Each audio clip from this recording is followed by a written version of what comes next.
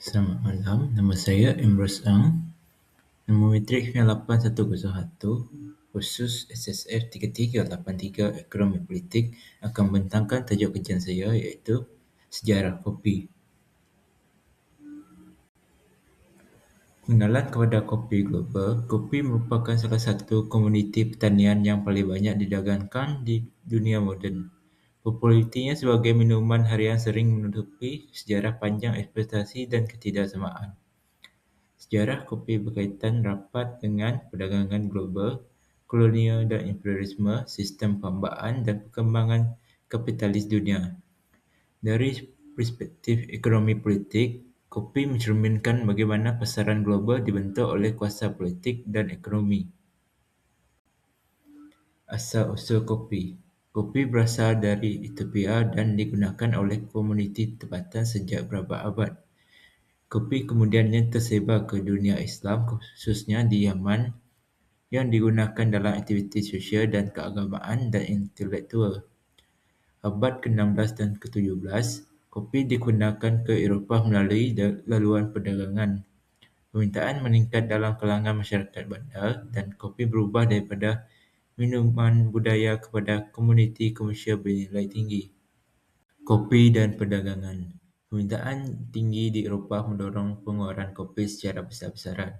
Kuasa kolonial membangunkan laluan perdagangan yang menghubungkan tanah jajahan dengan pasaran Eropah.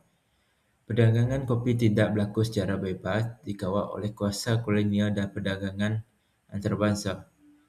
Negara pengeluar kopi bergantung kepada ekspor komoditi dan terdedah kepada turun naik harga pasaran global. Imperialisme dan penguasaan ekonomi. Kuasa imperialisme Eropah mendorong kopi sebagai alat perluasan ekonomi, di mana kopi diperluas ke negara Asia, Afrika dan Amerika Latin. Sistem ladang digunakan, di mana penguasaan tanah, penduduk tempatan dan penyusunan semula ekonomi sadar diri. Kopi telah menjadi komoditi strategik dalam ekonomi kolonial dan imperialisme. Sistem perhambaan dan eksploitasi buruh. Pengeluaran kopi kolonial sangat bergantung kepada buruh hamba dan buruh paksa. Buruh digunakan untuk tiga, iaitu membuka tanah, menanam dan menuai kopi dan memproses hasil ladang. Ciri utama sistem buruh terdapat tiga, iaitu upah rendah, tempoh kerja panjang dan ketiadaan hak dan perlindungan. Eksploitasi buruh menyumbang kepada pengumpulan kekayaan di negara penjajah. Kopi dan kapitalis global. Keuntungan daripada perdagangan kopi menyokong pengumpulan modal awal dan membiayai pembangunan industri di Eropah. Selepas kemerdekaan, banyak negara pengeluar masih bergantung kepada ekspor kopi. Dalam kapitalis moden, syarikat multinasional menguasai perprosesan dan pemasaran, dan petani kopi kecil kekal berada dalam kedudukan ekonomi lemah. Kuasa negara dan ekonomi politik. Pada era kolonial, negara berperanan mengawal tanah, buruh dan perdagangan kopi. Pada era pasca kolonial pula, negara cuba melindungi petani melalui dasar harga dan ekspor. Dan pada era globalisasi, kuasa negara semakin terhad oleh pasaran global. Terus dia memainkan peranan korporat semakin dominan.